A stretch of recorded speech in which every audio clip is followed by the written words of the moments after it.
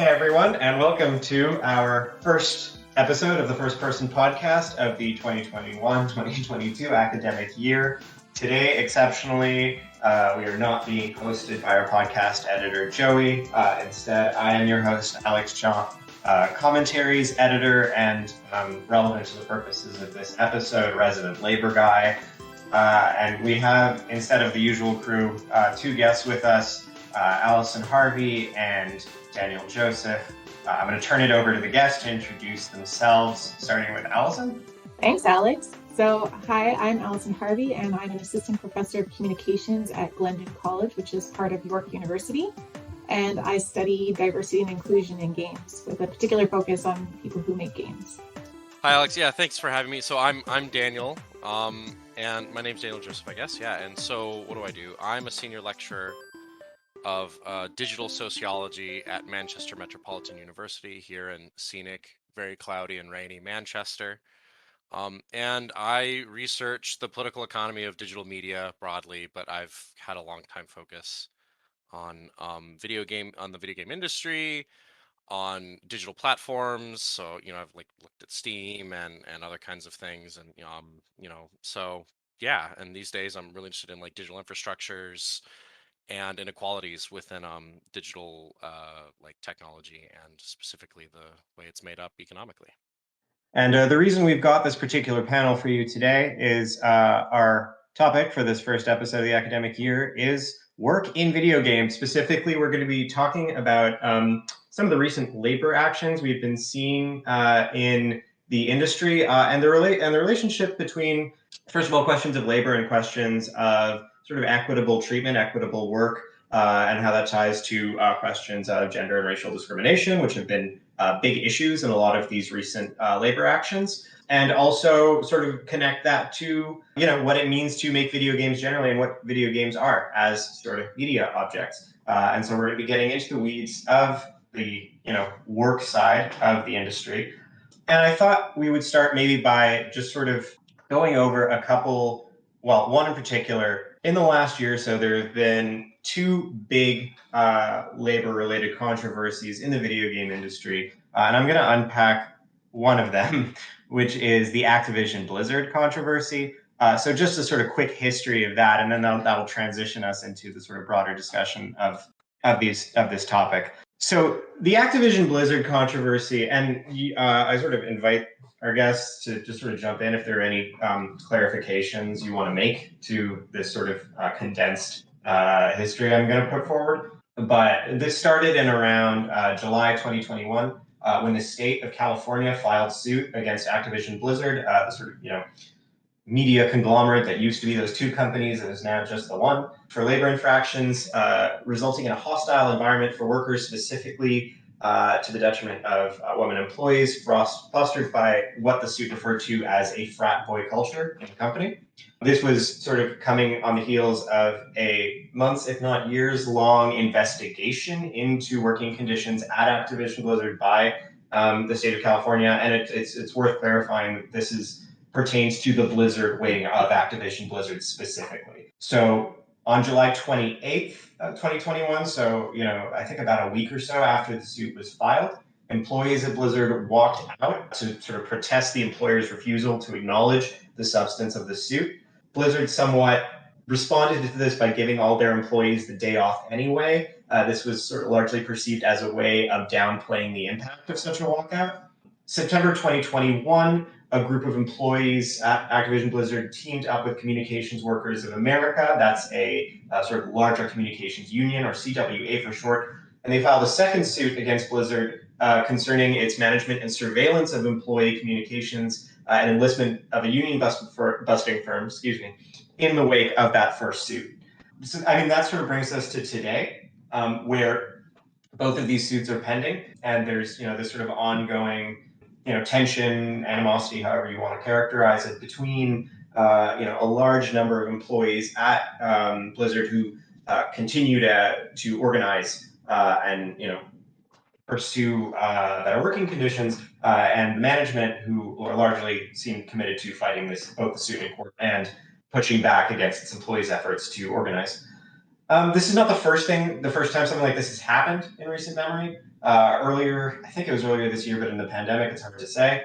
It might have been actually more than a year ago, but there was recently a big to-do at Ubisoft over ongoing issues pertaining to sexual harassment from upper management, basically throughout the company. It's seen as a sort of major failing of the company culture and governance structure, and there was, a number of high-profile departures from the company ensuing that. But we see these things sort of repeating. And so the sort of big themes I think that these two incidents and I think this episode are going to center on are this sort of problem of cultures of toxicity and toxic masculinity in game studios, the role of management in propagating these sort of negative cultures, and also as a sort of counterpoint or counterpart to that, the management's often apparent inability or deafness to deal with worker concerns about their treatment.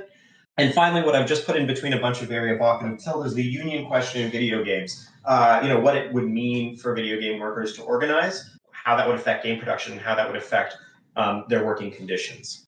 So before I move on, we have some discussion points here, but before I move on to those, is there anything any of you want to sort of throw into that sort of summation of the issue so far? No, that's pretty good. Thank you. Yeah, I think that's a pretty comprehensive discussion of what's been happening just this year.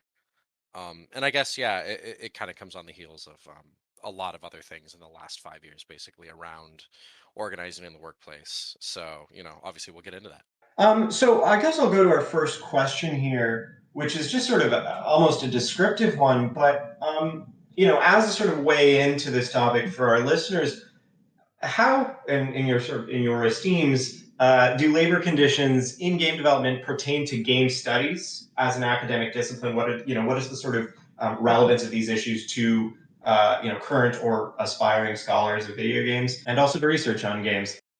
Shall I go first? Yeah, go for it, Allison. You got this. I got this. There's like two ways to answer this question, and I guess I'll go with the fun way first, which is probably most people have seen some of the reviews for the recently released Far Cry 6 title, which have been, as far as I can tell, relatively lukewarm, if just kind of cool, in terms of specifically the degree of anything new to see here. And I think this is like a really nice way of getting into how we cannot really look at games without looking at how they're made. Why is a game like this, such high investment in it, quote, stale, if not stagnated? And we can't really understand that. We can't really understand the game without looking at where it's made, how it's made, and underlying the production context of game is very much the question of labor and like who's in the workforce, how is the workforce organized and managed, and how does that shape the games that are on the market, the games that are out there for people to play. So really, this is a classical kind of communication studies answer, right? Goes right back to Stuart Hall and understanding that the texts that we have available to us to decode are always linked to where they're made and linked to the broader social structures that shape them. And it's kind of one of those things that you can look at games without thinking about where they're made, but will you really be able to see, the full picture of them without considering those things? I don't think so. Dan, do you have anything you want to add to that? No, I think that's just it, right? Like it's if you want to understand the text, I think it is important to understand the conditions of its creation. And I think that goes for any kind of like text you're looking at. I mean, I came to game studies because I was interested in games, and then I always thought, well, people should really be studying these, right? And I didn't really know much. I didn't know that game studies existed because when I was doing my degree, my undergraduate degree at Laurier back in 2005, 2006, like I didn't know people studied games. And I thought it was like going to be a new thing to study them. And then I realized people had been studying them.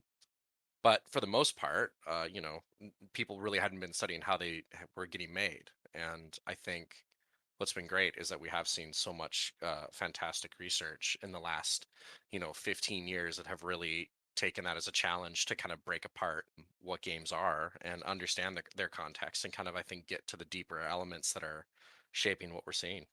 Yeah, I think I just want to sort of hit on, it's funny, I think I had somewhat the opposite trajectory where I sort of came to games first and then wound up a bit like Allison said, like inevitably at a labor question. Insofar as that I came in with an art school background and was very interested in questions of, textual meaning and the sort of artistry of games. And in, beginning to dig into what a game was as a sort of expressive artifact, as a thing that, speaks from somewhere, I kept finding that it speaks from a production process and from, material conditions of production. And so that was, basically the trajectory you two have described, where that an interest in what a game is and how it's made and how the object comes into being necessarily, maybe not necessarily, like you said, Allison, but it is hard to avoid some sort of consideration of the processes by which the object is formed. I'll transition into our second question here, which I think ties in, the particular substance of both of these recent labor actions, or labor disputes, which have both centered really around gender discrimination, which is, I don't think we're surprised to know in 2021 that this has been an ongoing issue in this industry. And so I want to tie that in to, what we see as recurrent labor pushes. How do sexism and other forms of discrimination relate to the history and structure of games as an industry? How do we, why do we keep seeing those connections tied to questions of like the management? I wanted to jump on this one because it kind of goes to the origin stories that both of you started with. And my research was initially concerned with questions of, the gendered representations in games, like, this kind of traditional question of like, why are there so few girls playing games and women playing games, and why are the characters and avatars in games, following in line with this very particular mode of representation. And, a lot of people were interested in that topic when I was looking at it and continue to be interested in that topic. But what I learned is that like you cannot answer that question without thinking about where games are made. And I think there's this really beautiful concept that comes from Frong, Fullerton, Maureen Pierce. Everyone who's ever heard me give a talk hears me reference this hegemony of play concept, because they point out that we can't understand the kind of exclusions within games communities and cultures and the textual representations that we're so familiar with without looking at who's making games, so without looking at the structure of the global workforce in games. And that is where you see quite a lot of issues with sexism and exclusion in particular, where there's a huge disparity between, numbers of women and men making games, the racial breakdown of the games industry as well. And that's what brought me there personally. Yeah, I think in the sense of like why does this I think a lot about why what are like kind of the structural reasons for why the video game industry looks the way it does. And a lot of that is just like, I think a lot about Mar Hicks's book, like specifically on how in the UK women were basically forced out of coding and programming careers. And that was kind of in contradistinction to the fact that computing was originally a field of work that was dominated by women. And this kind of goes hand in hand with like the fact of trying to attack workers' wages and drive down prices and use the excuse of their women as an excuse, obviously, to justify that, but also to reshift the workforce so high-paying jobs went to men in accordance with the kind of idea of this, the breadwinner and things like that. So these kind of questions go really deep into social theory, right? Like, and this goes back to questions of social reproduction in the home and in the family, and like what kind of patriarchy looks in those contexts, and it kind of is played out across this massive world-changing industry of computing. And no doubt that video games as the kind of like perfect child of that specific industry, born of a specific time in the neoliberal moment and the transition to neoliberalism, I just don't think we can ignore that. And that's like, that is, it's gendered, it's raced, and it's very much, it's classed. So yeah. Can I just add to that Dan's point is really important, because it also shows the importance of media archaeologies, because the games industry historically, the structure was not always so homogenous. If you go back to prior to its kind of deep formalization, there was like a long history of women in games as well. And of course, there continue to be women in games, but the way that the games industry has come to be kind of shaped into this like megalith of like high cost, high risk has played a role in kind of reshaping the workforce as well.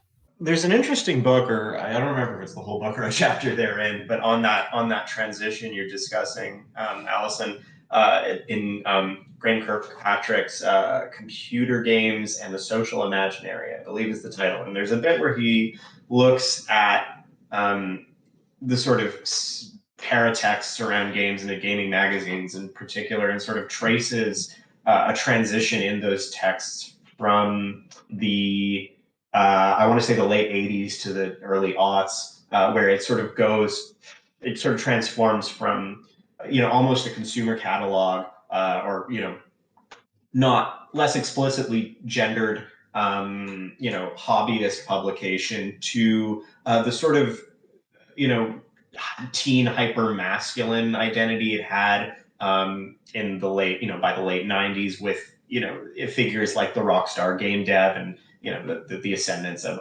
Ide as the your sort of image of that figure.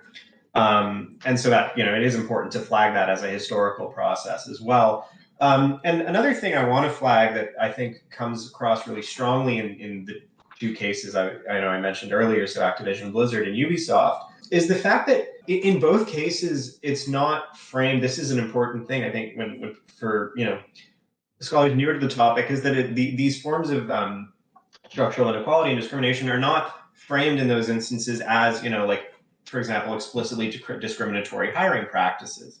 In the one case, you hear a lot about, the misbehaviors of Ubisoft execs or managers at, at parties and things like that, or about sort of casual interactions with employees that turn a workplace hostile. Or, in the Activision case, it's, there's the specific calling out of the quote frat boy culture in the suit, which I think tells you a lot about how these dynamics play out, which is not only in the sort of self-presentation of the industry and in its explicit policies, but what you might call the sort of deep texts of the industry and the sort of more deeply ingrained practices and culture, which is where you start to, come up against, things like broader social questions, as Daniel said, social theory and broader questions of patriarchy. And so to lead into our next question, then, as we've seen, there's been a lot of worker mobilization against these conditions, like the Activision Blizzard walkout, these lawsuits, and how do actions like those help? I wrote help or hinder, but I think the more meaningful question is what do they mean as interventions in these conditions? Unfortunately, I think the answer is like to be determined or confirmed. These are quite interesting moves, because my interest has been in interventions that have happened at like maybe less of a large scale, less at like specific studios, but interventions that are aimed at getting more people into game making, not to just enter the industry, but just as a form of expression. And what those interventions have done has been relatively incremental change, right? Like there's been shifts in discourse, there's been shifts in the way that we think about what game making is, and there has been shifts in terms of the workforce as well. But also, I guess with these things, the changes are slow, and there's also, unfortunately, often backlash, right? So there can be this kind of reactionary kind of sentiment that is expressed with interventions, right? So something I'm always a bit nervous about is, because this industry is, from my observation, largely very conservative, very risk adverse, very resistant to change and disruption, that right now we're seeing a shift in the discourse, and lots of people who are not involved in games or interested in games necessarily like know what's going on in this area and have more, it's more on their plate, it's more visible to media and communication scholars more broadly, and that's good.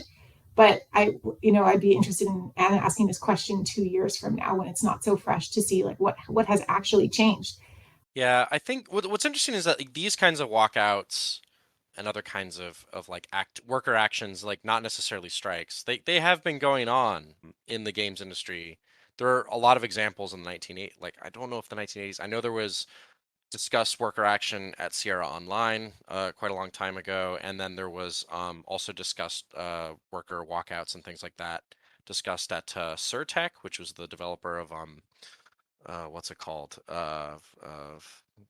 Gosh darn, what is it called? I forget. Jagged Alliance 2. That was in Ottawa. There's a really good book about Jagged Alliance 2 that Darius Kazemi wrote. I'd highly recommend it. Really, really nice discussion of a game and the many factors that went into creating it.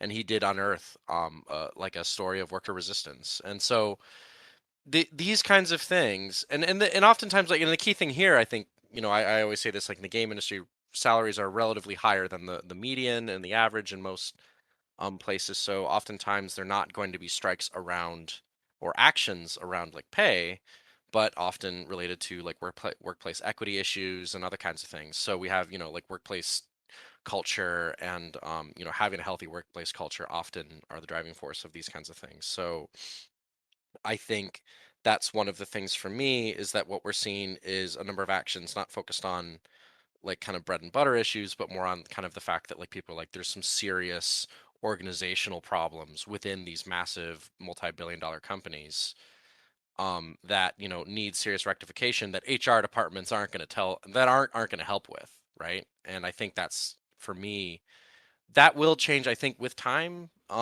maybe if the industry if people actually do unionize, but obviously there's a lot to talk about in that sense too. I wonder what you think about, and I apologize, this isn't on the list, but it's just a thing I've been thinking of as you've both been speaking. I wonder if you think there's anything structurally to the industry that makes it, say, that shores up that conservatism or makes it particularly resistant to these kinds of action.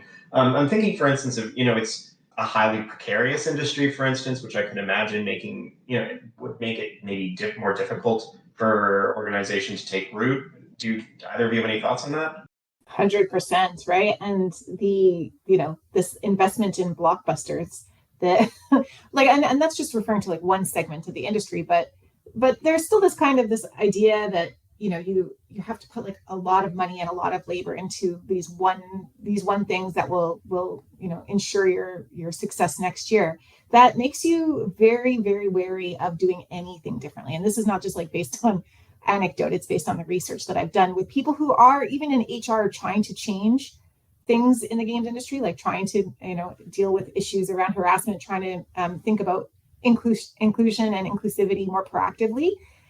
They butt up against this real sentiment of we have to do things the way that we've done them before because that's worked. And if anything like falls off the rails, like if we do anything remotely differently, that represents a huge like million or $1 billion kind of risk. And that really boils down to like extremely minor things, even in terms of like rethinking how we assess people's portfolios or background experience so that we can have a wider diversity of people that we consider for jobs. Yeah, I think it's the blockbuster mentality. It's the they have to follow the market and they're chasing it, right? I mean, I think the funny thing about video game companies, and the reason even though they make piles of cash, like broadly speaking, they're still subject like they're not the most powerful component in the chain of production and distribution.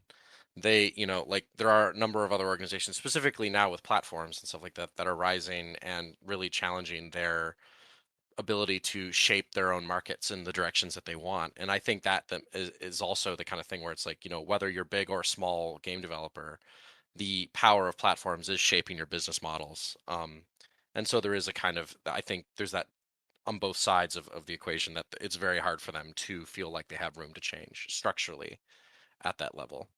I also wonder if there's not, and again, I'm going off script here, so I apologize, but I wonder if there's also a sort of broader cultural question here. It seems to me, and this is anecdotal, I admit, well, anecdotal, but also Gamergate. It seems to me that there is, insofar as there is an entrenched conservatism in the industry, there is also an entrenched conservatism of its consumer base. This, may have changed since 2014, 2015. I presume it has to some degree. But does that sort of, whenever there's a sort of union push in a game company, what you see is a lot of people, on the internet basically getting very angry about that. Is that anything, is that anything? Is that something specific to gaming, or is this just sort of a normal growing pain situation? Dan, you can go first sometime if you want. Yeah, I know. I'm thinking, and you just get to it before me. I think yes, without a doubt, there's no doubt that the ideal consumer that the enthusiast press and the industry has nurtured over the last 40 years is a conservative one for sure. I don't know if the vast majority of consumers conform to the gamer as like as an ideal type and as a kind of like masculine, like woman hating, union hating right winger. I don't. I think most people aren't that, and I think the video game's success depends on, to a lot of extent, the fact that the majority of their consumers aren't that kind of person.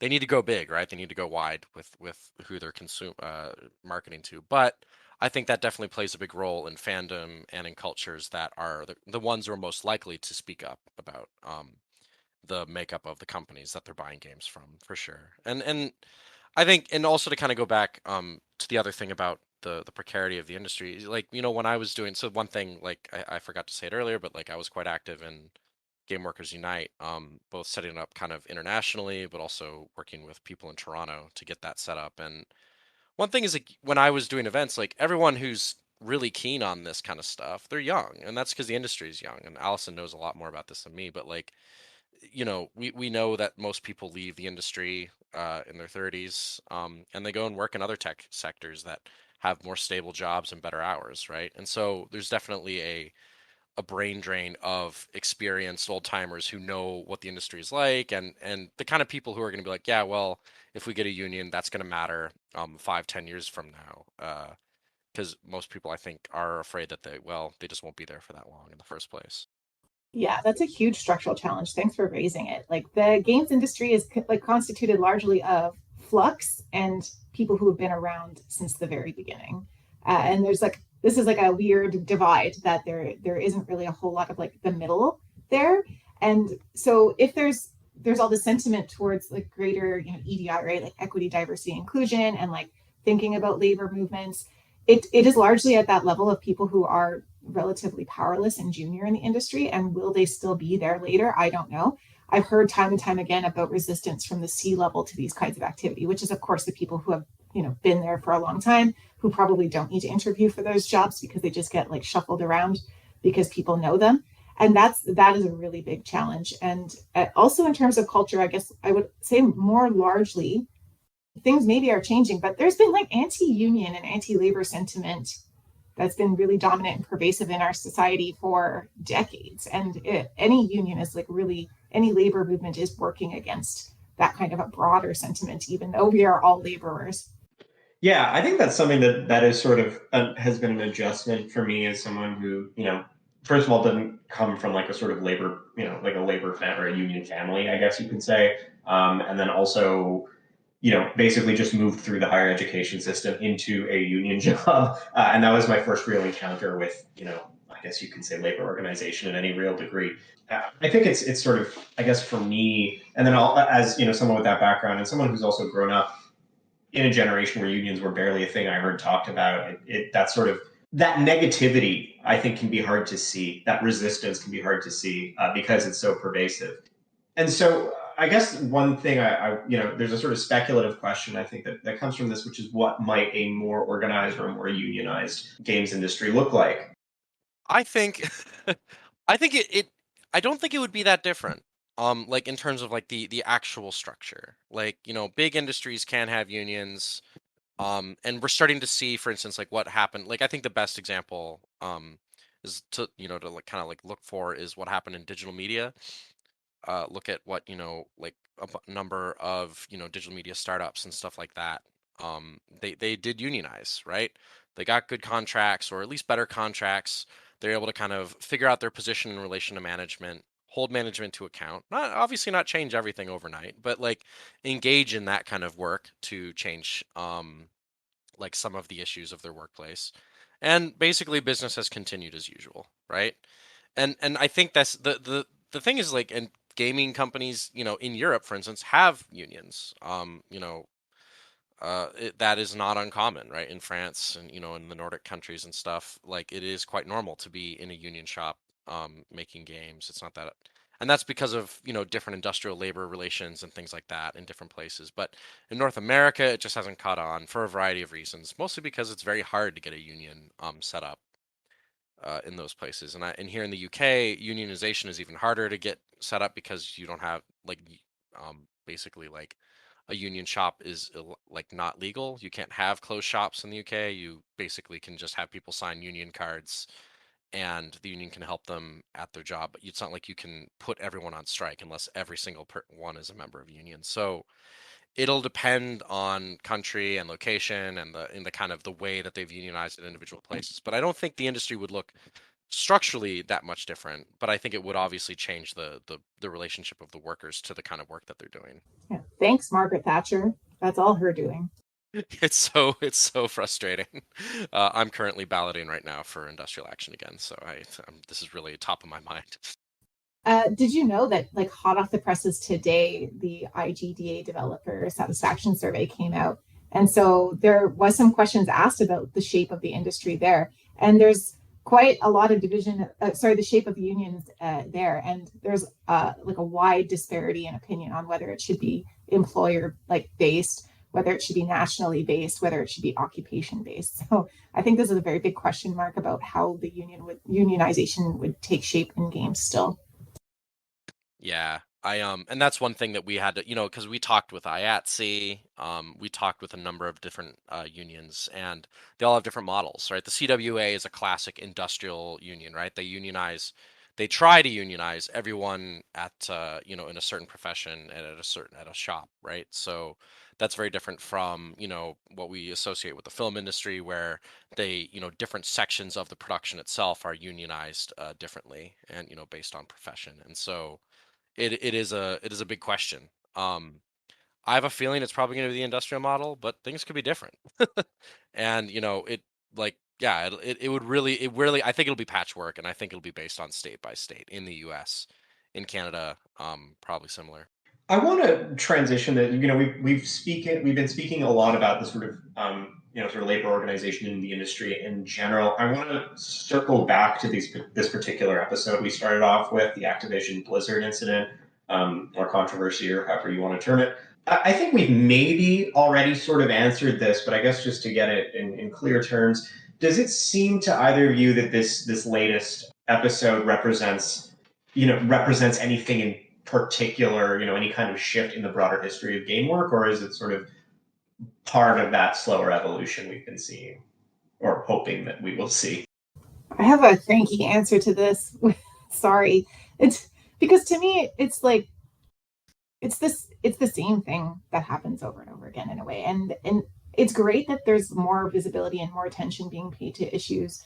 But at the same, it's to me, it's kind of along the same lines as like when Gamergate happened. It was like, oh my gosh, have you seen what goes on in games? And it's like 10 years of research have already been done on this. Like we already knew that these were issues in the games industry. And the same goes with these walkouts, right? Like people have been talking about, microaggression, gender pay gaps, sexism, outright abuse and harassment for years. So sometimes I get a little bit depressed about the kind of like look what's new kind of approach to talking about these things when they are like well documented kind of phenomenon.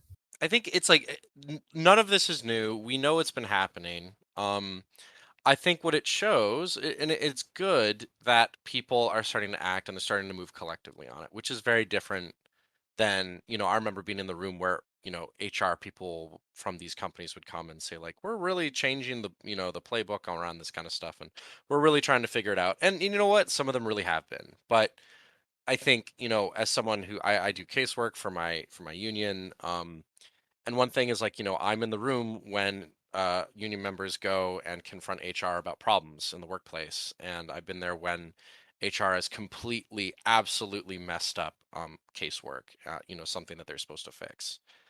And, like, I'm glad I'm there to kind of hold them to account. And it's not a lot. It doesn't change everything. It doesn't, necessarily solve the problem even because of the restrictions that we have, with the union. There's only certain things we can do. But it does change, the dynamic in a little bit. And I think people, as they gain more confidence, can begin to change some of these things in more meaningful ways if there's actual, you know, things in their contract that ensure that the government, not the government, these companies might as well be governments, as long as these companies will actually be held to account. But like workplace problems, they're just endemic to capitalism, right? Like this is kind of the nature of big companies, and especially companies with these kinds of gender dynamics. These conversations do suggest a different way of thinking that isn't so highly individualized in games or generally in capitalist culture. And thinking about the collective is important. Thinking about issues as structural rather than individual is important. And if that can catch on, that would be good. But the work that Dan's talking about is hard work. And even with all of these high-profile cases, before Activision Blizzard, we had Ubisoft and Riot. The developer survey that I mentioned indicates that there is a double the number of people are unionized in 2021 from 2019, but that is up from 6% to 12%. So there's still a lot of work to do, and I hope that the people who are doing that work don't burn out. Yeah, 100%. I mean, burnout is one of the biggest things I've been worried about. And I've seen it, like it happens. And so there really does need to be a new generation of people that are new to this after the last 5 years. And that's up to the organizers and the people themselves, right? I think it's also worth noting that a lot of the things I'm less familiar with the Riot case, but a lot of what we saw in Ubisoft and in Blizzard was this sort of these sort of now very pat responses that we see from companies that are having work, experiencing work disruptions, basically, which is some statement to the extent of "we hear you," and Blizzard put its seal on the walkout, so to speak. But those are, seem pretty clearly to be ways also of sort of absorbing some of the energy that go behind those movements, right? To sort of create a sense of validation that then, reduces a lot of the pressure on the company to make deeper structural changes. So I think, and this is really just, echoing what you've said, but insofar as we regard this as, is this a watershed moment? We have to, sort of recognize that so far, a lot of the sort of gains we've seen in these instances are really, still demonstrate that the employer is retaining the upper hand, at least so far. I think, the next question was one on challenges, but I think we've already addressed that pretty thoroughly. So let's maybe, as we're getting into the last, 10 or so minutes of this recording, turn to the last question on the document, which is, a presumed audience of scholars or interested critics and or just interested consumers. What can we do in those various roles outside the industry to support these actions? Yeah, in solidarity or just in response to these conditions. What are our sort of options on the ground here? Solidarity, it's always a little bit different depending on the situation. Right? So oftentimes you see some talk about like boycotts or whatever, but what I would say is if you know there's problems at specific companies, or if they're talking about if there are employees or journalists doing some work to give a voice to some employees, anonymously or whatever at certain companies, try to keep an eye out for what they're actually asking for. Sometimes there's like not much you can do as a consumer or someone listening, but you can boost obviously the voice of these people. If they ask for boycotts, definitely do it. But at the same time, if the employees aren't calling for boycotts, that's not necessarily what they want, right? Sometimes what they want is, support or, having their voice raised. I don't know, it's hard, but I think it has to be led by the people themselves, like, what are they asking for? Like, always ask yourself, like, what are they actually asking for? Is it, just from management? Is it, have they asked for solidarity actions in certain kinds of ways? And then and then you can go about doing those kinds of things.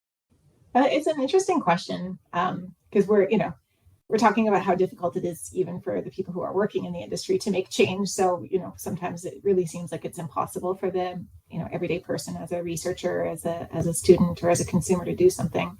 But I do think we have a role to play in, raising awareness. If we teach games, this should be on the radar of anyone who goes through any of our classes. Like, no one should come out unscathed, unseeing of the production cultures of games. Like, it is important that it's embedded in the work that we do as teachers.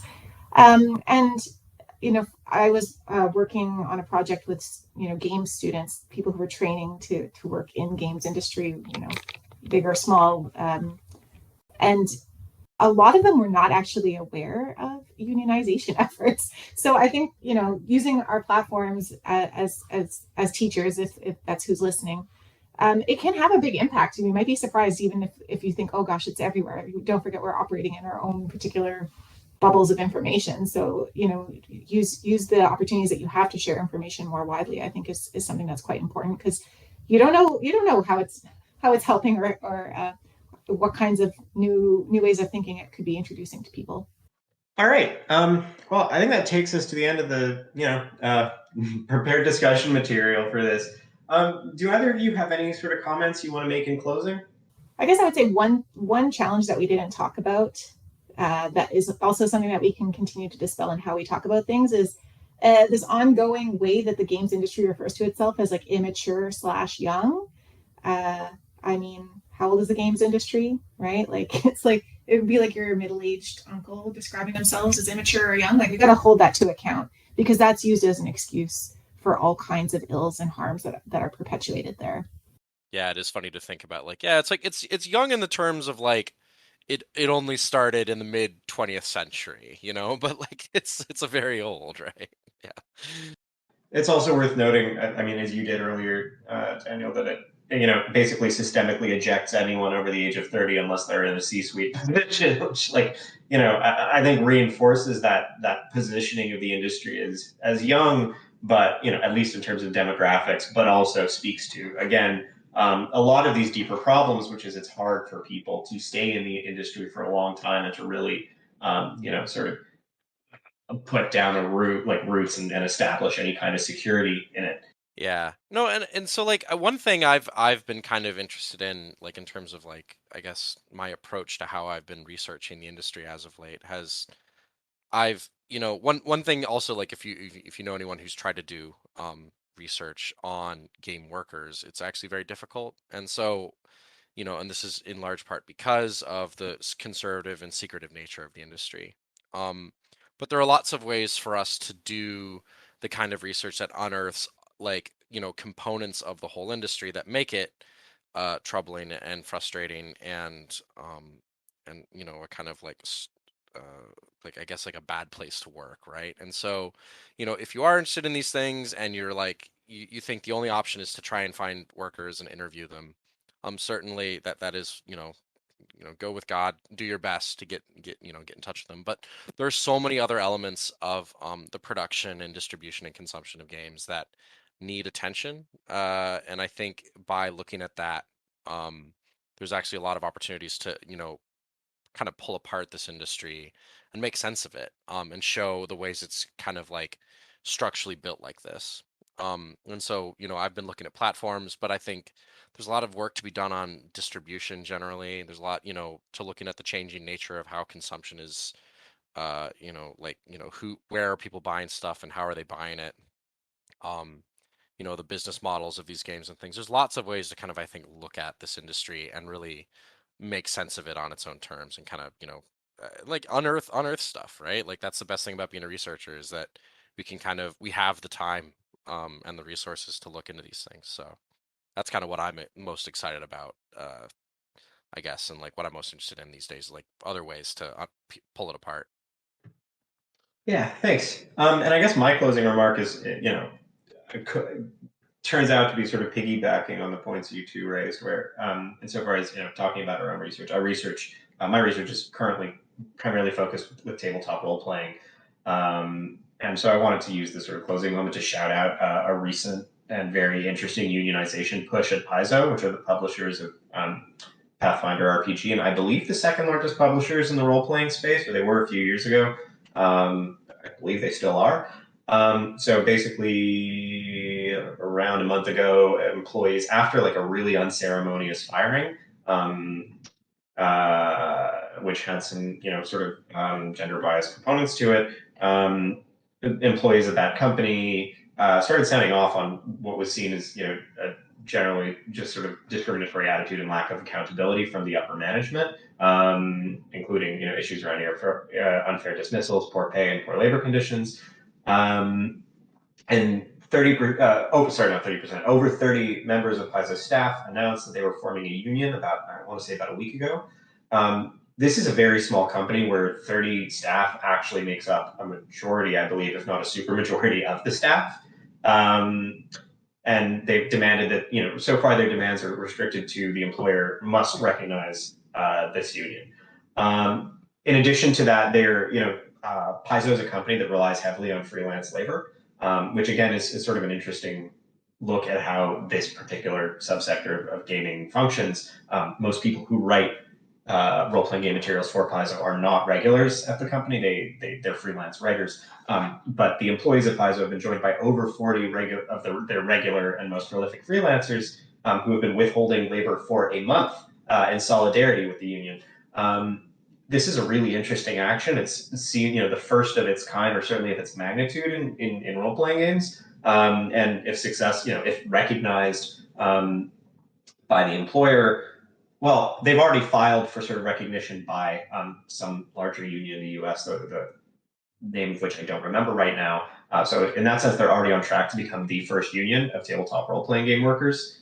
So that's just a really interesting thing that's been happening in the last little bit that I've been keeping my eyes on, and I think fascinating. Others interested in keeping up with it, they have a Twitter account, Paizo, P-A-I-Z-O workers. So yeah, I just wanted to shout that out. Any last comments you guys want to throw in? That's really cool. And in terms of further research, I'd love to see case studies like that, and even comparative analysis of labor movements in different digital media and kind of creative sectors, because it's not only in games that there's these attempts, right? Like animation is tried, online news producers have tried. So it'd be kind of interesting to see if there's ways of learning between those sectors as well. And the workplace model has worked in some places, but do we know as much as we know as you've just revealed about Paizo? I'd love to hear more about those things. Yeah, I was really fascinated by the bit on the freelancers there, which was not a thing I'd ever considered or really expected to see sort of fold into the labor action that way. Anyway, I think this will bring us to the end of this episode. I think Joey's actually typing in chat that I need to wrap it up. So I will thank you both, Allison and Dan, for your time. Maybe just as we close up, let our listeners know where they can sort of keep up with you if they want to find more of your work. I am very sporadically on Twitter at Digital Promises. I'm also on Twitter. You can follow me at Danjo Kazooie with 2 zeros in the Zooey, like Banjo Kazooie. That's me on Twitter. But I also have a website, drdaniel-james-joseph.net, where you can find some of my research papers and other things I've written and stuff. So yeah. And I, unfortunately, am also on Twitter at Alex_I_Chuck. I mostly just post jokes. Thanks, everyone, for listening to this episode of the First Person Podcast. Thanks, Allison and Dan. And everyone have a great however you end a podcast. Thanks for having us, Alex. Really appreciate it. Yeah, great chat. Thank you. Thanks for listening to the First Person Podcast. You can find us at FPS Weekly or start a conversation using the hashtag First Person Podcast on Twitter. First Person Podcast is produced by Giuseppe Femia with support from the Games Institute at the University of Waterloo.